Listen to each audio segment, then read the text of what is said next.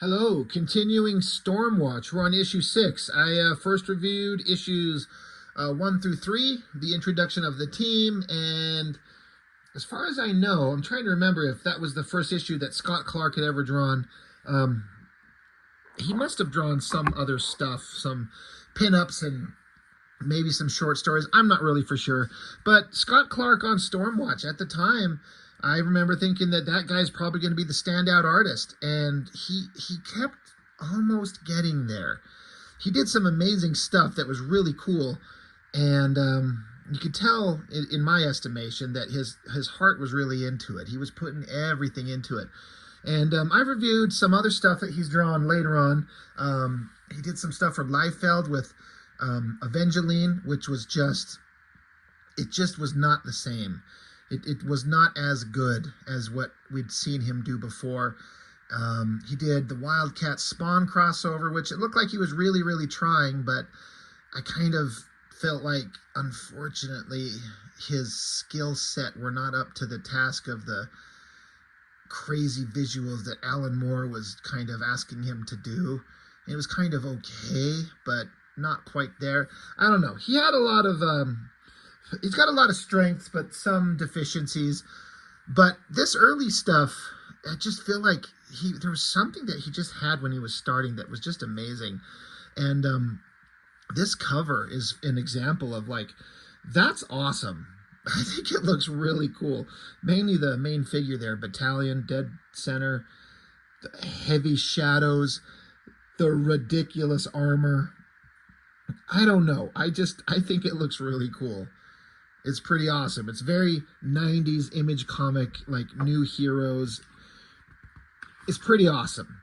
But so yeah, we got the introductory story of the issues 1 through 3 that Scott Clark drew, kind of introducing the team and who all the characters were and their mission, all that type of stuff.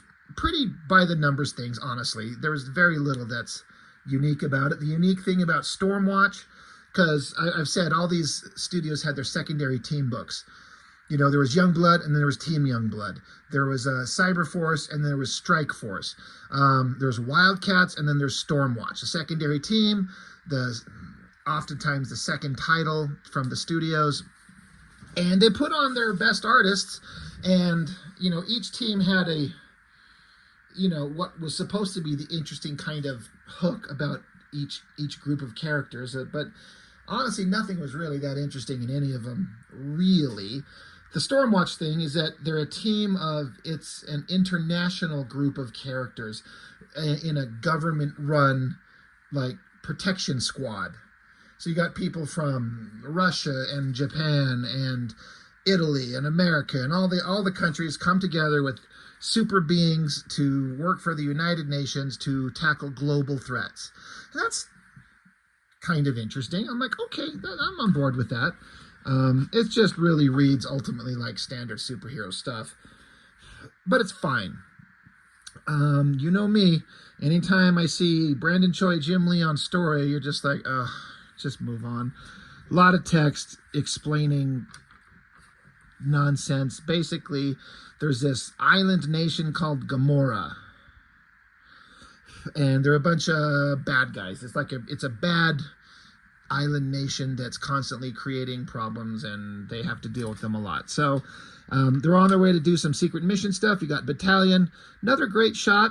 Man, Scott Clark really loved to do this, like, double lighting thing where the colors could highlight this double lighting stuff on the side of his head and his arm and his abs. Like, it's kind of like I don't know, it borders on overworking the artwork, but it still looks kind of cool. It's pretty neat. But they're on a stealth boat. I feel like this is based on reality. This kind of like a stealth ship with the harsh angles on it to reflect radar signals. It's kind of a neat design. But you know, the team's on this thing. They're on a mission. So then we get the standard. There's the group shot of the heroes looking awesome, and that is pretty awesome. I mean, you just got to draw them standing there looking tough and posing, and that's what you get. Kind of dig it. So they're on a mission. They're like, there's something out there. We don't think we're fast enough to catch up with it. They're like, all right, that's fine. This is where we'll take over. So the team jumps into a deployable mini jet. They take off, and there's some other, the bad guys that are out there. I guess we haven't been established visually to see what they are. We just have to accept that whatever is out there, our heroes have caught up. And so, oh wait, no, this is,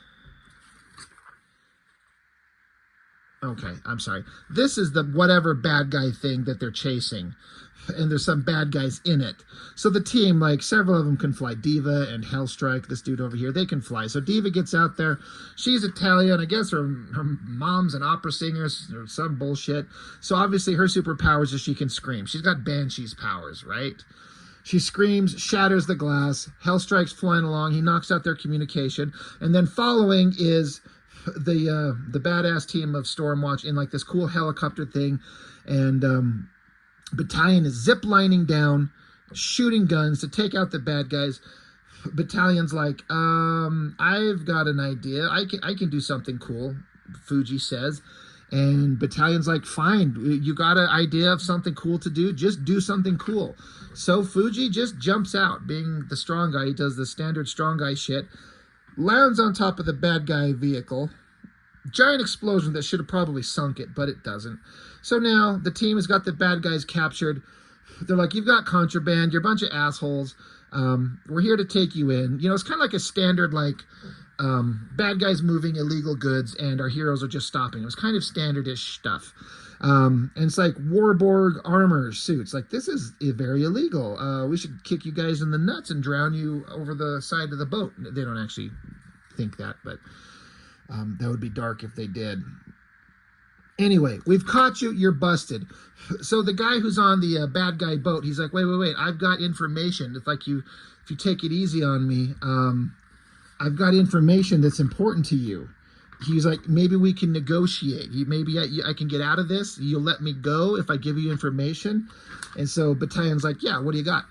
And so basically the bad guy here says that there's Stormwatch agents that are captured by the Gamorreans. I've seen them. And Battalion's like, bullshit. We're the first Stormwatch team to arrive here. And bad guy says, no, they're not from the blockade, the thing that you guys are doing. It's from Stormwatch Prime, which is not anything that's been mentioned before, I don't think. And so Battalion's like instantly like, Flashpoint, Nikita, Sunburst, they're alive? Bad guy's like, yeah, I swear to you. Death Trap, the douchebag, like generic villain that was introduced in the first 3 issues. He's like, Death Trap brought them back to Gamorra. Battalion's like, you're a liar. I saw them die. So he throws them aside. He's like, I'm not negotiating with liars. The guy protests his innocence. He's like, I'm telling you the truth. So awesome shot right here. I always like that shot, the heavy lighting and the energy of both of these panels. The whole page, all of the artwork is pretty damn good. But Scott Clark had something that really worked. So Battalion, whose powers are kind of vague. It's like he can shoot energy blasts with his hands sometimes, but he can do mental shit. And I guess he can read his mind. So I don't know what the fuck his powers are exactly. And if they said, clearly I didn't register it for sure. But he's using his powers to dig into the guy's mind. And he's like, holy shit, he's not lying. He's like, he's telling the truth. Death Trap's got them trapped. They're being tortured after all this time. So Diva stops him. She's like, dude, stop. Come on. So now there's, Battalion. He's like, these are our friends. They've been captured. So again, we've never met these characters. So this is a mystery, which is fine. And Battalion's like, we've got to save them. I thought they'd been killed, but we failed them. We've got to go get them. And Diva's like, well, we've got to report this information to our superiors. We have a mission that we're on. We can't abandon this mission. So after debating back and forth, Battalion's like, I have got to go and find out if what is going on is true. I'm not going to abandon them. Diva and Winter are like, look, we can't let you go. We've got a job. We have rules and things we have to follow. You can't just take off and go off mission. And Battalion says, yeah, I understand that, but I'm going anyway. So he's taken off. Hellstrike, Fuji are coming with them, and they're like, all right, well, good luck. So the three take off in the helicopter. Off they go. Now we get a double-page spread with this Gamoran tower thing that explodes. And if you were reading these and picking up all the titles, you know that this is a scene that's a connection to Wildcats issues 5 and 6, which I reviewed quite a long time ago. The Wildcats had shown up here, and there was a big battle, and that thing got blown up. And they're like, whatever the hell's going on there, that's something. It's just connecting the teams. You know, they were both in the same airspace, fighting different battles, and they're just linking the books together. So that was fine. But they continue on their helicopter. We end up in getting some bad guys talking about, hey, good guys are coming to get you. I don't know if, I think this is supposed to be this character, Death Trap. I think. It doesn't really say. I think that's who it is. You'll see him later on in the book. I was talking about him in the first 3 issues. He just looked like, he's just a bad guy in a full head-to-toe red spandex outfit that just feels like he's supposed to be like Deadpool clone ripoff, which is in all these books. I think that's him. But bad guys planning bad guy stuff. Before we continue with the story, Stormwatch pinup by Travis Charest and Trevor Hansen. I don't know who that is. I'm assuming inker. No idea who a Trevor Hansen is, unless it's coloring.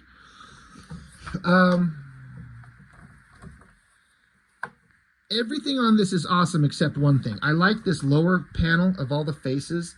The girls look cool. The guys look awesome. The drawing, the line work is all awesome. Battalion's figure up here, all the gear, the gun that almost looks like a spaceship. But let me bring this up close. That's Battalion's face. I'm sorry, but the first time I saw that, I thought the same thing, and I think it now. It looks like a girl.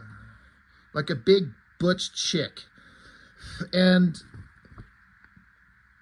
like, I don't know what other words to use, but like, when you're not a very good artist, and I'm not saying that about Travis Charest, but you know, a lot of us comic artists, we start out, you just kind of like start drawing generic face, eyes, nose, mouth, but then suddenly you're tasked with like, I need to draw a character of a different ethnicity, and how do you get those facial structure features across to show that it's not just like generic white guy, without pushing it so far that it looks weird or potentially offensive.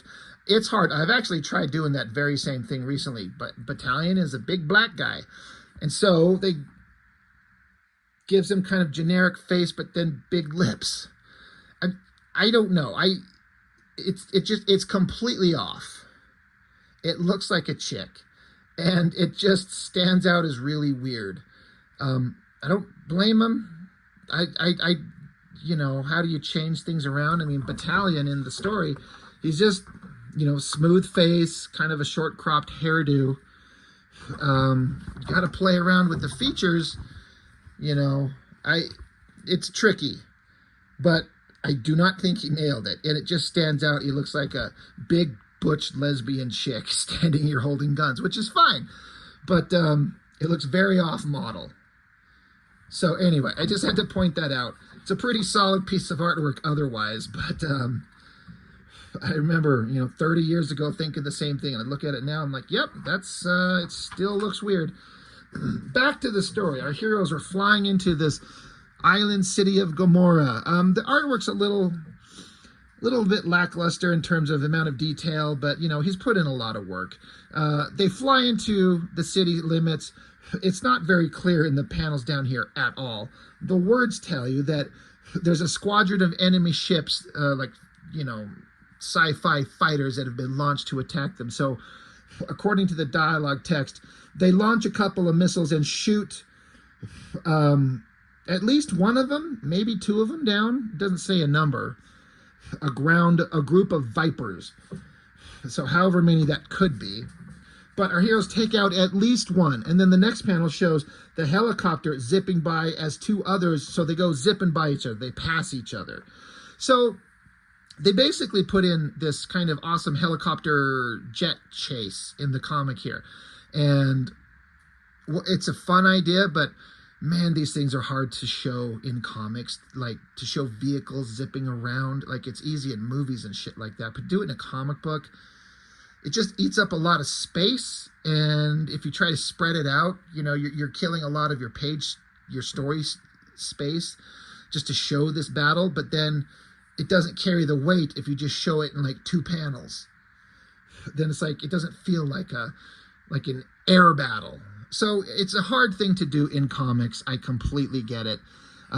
So this page, you know, again, we see that the heroes shoot down at least one enemy fighter, but it's incredibly unclear. If the text didn't tell you, you would not know that's what happened. You don't see a missile come off the rails of the helicopter, shoot towards an enemy fighter that you've been established. It doesn't show you any of that. There's just the nose of the helicopter and a little poof of smoke in the distance. You don't know who shot what unless they tell you, but they did. But yeah, helicopter goes zipping by. The other 2 bad guys are zipping the other direction. They say here in the text that the bad guys have hit the brakes and they're cranking around and they're chasing him. So Battalion takes the helicopter down into the lower city streets to try and lose him. Pretty good city shot in terms of basic perspective. It feels like a crowded city, even though it's just black lines with yellow lights. I kind of don't mind it. It kind of works. I like the hand with the hand on the control stick there, the thumb position to fire. Looks pretty cool. There is a ridiculous scene here. Like, the whole comic is been very tonally serious. No joking going on, really. Like, not really. And there's a scene here that they do that I think somebody's like, oh my God, wouldn't this be funny? And it feels completely out of place. So they're zipping around. They go low. I like the shot as the helicopter's here, and then the bad guy jets are following them down. Like, this is kind of good. And so Battalion says, hold on, guys. I'm going to hit the brakes. They're going to fly right by. They're going to pull a Tom Cruise, which he does. So the helicopter is cranked back. I like that because that's what a helicopter would have to do. You have to pull it back like that. So the downwash from the rotors is, you know, pushing against their momentum in the one direction. So the jets go zipping by. But Battalion says, everyone buckle up. And stupid Fuji's like, buckle up? What does that mean? And since he hits the brakes, Fuji, like, launches forward and his head crashes through the windshield. He said, I didn't even know we had seat belts. Like, there's this gag where they hit the brakes and stupid Fuji just gets lunged forward, shatters the glass with his skull. And it's supposed to be, like, funny. It's tonally so off. It's a really weird addition, completely unnecessary. But from here, now that the enemy jets got in front of them, so now we get a little bit clearer shot of a poof of smoke as they launch a missile at the bad guy, hits their engine, blows them up, but there's still one more. Bad guy launches 1, 2, 3, 4 missiles at the guys in the helicopter, and they're like, well, we're locked on. The missiles are coming out of us. Eject, eject, eject. So they get out somehow. I don't know how you eject out of a helicopter. I don't think helicopters have ejection systems. Anybody know? I mean, how could you? Ejection means shoot straight up, right through the rotors. I don't think that helicopters have that. But whatever, it's a comic book. They just dive out, even though they said eject. So now they're out. So Fuji, just a big, dumb, strong guy, he can't fly. Hellstrike can. So I guess Hellstrike and Battalion, who's got a jetpack, he was... That's funny. He's sitting in a seat of a helicopter with this giant jetpack on. Anyway, so they're carrying Fuji, and they're worried, rightfully so, about their abandoned helicopter flaming wreckage careening down into the city. Like, oh my God, that could kill tons of people. Slams in the top of a skyscraper, and Battalion says he did a quick psi scan, and like nobody was in the building. Well, they ain't that lucky. Well, that'd be not, I was gonna say hilarious. It's not hilarious at all, but pretty fucked up if they're like, it was completely filled with people and he just killed hundreds of random citizens. But lucky them. No one died. So they get down to the ground. There's debris and rubble that's fallen everywhere. So now they're doing the heroic thing of like helping people, moving debris. And, you know, Battalion's like, God damn it, I created this situation. You know, I showed up here and got really aggressive, and now there's been destruction, and this is all my fault. I should have thought better. So they continue on the ground now. Gamoran security car shows up saying, hey, everyone, this is a sovereign nation. You can't just show up here and start blowing up helicopters in the sky, which sounds technically true. So Fuji punches through the thing and tells them to go fuck themselves. Hellstrike gets shot in the back. So Battalion's like, shit, someone's around the corner here. Who is it? Oh, it's Death Trap and his mercs. So like loser Wolverine guy, pointless hot bad guy babe, and giant monstrous hairy douchebag. They're all just there. All these bad guys are introduced in the first 3 issues of Stormwatch, and they basically did the same thing. They just showed up, stood there and looked awesome, and then they would fight. So that's where that story point's going to end right there. Back with the regular Stormwatch team. They're like, they see the destruction going on in the city. There's news reports of all this shit that there's some Stormwatch shit going on, or there's some terrorists. What's going on? There's no comment. So Diva has to stand there and pose, point the boobs out, point the butt out, and she's observing all this going on, and she's asking the weatherman, the leader of Stormwatch, like the guy in charge, like, I want permission to go get them, to go help out our comrades. And Weatherman's like, no, he went off mission. Yeah, Battalion, Fuji, and Hellstrike are on their own. We can't acknowledge that our own team went off mission and went and started causing destruction in a sovereign nation. Can't help you. They're on their own. The end. The big showdown in Gamora. So, ultimately, kind of a, in terms of like an action-adventure story, it's kind of fun. Not mind-blowing or anything, but kind of fun. I was interested in the action-adventure. I like a good, aerial chase between helicopters and jets. Comrades in arms that were lost and you didn't know were going to go save them. You know that the rest of Stormwatch is going to show up eventually. Somehow they're going to get permission.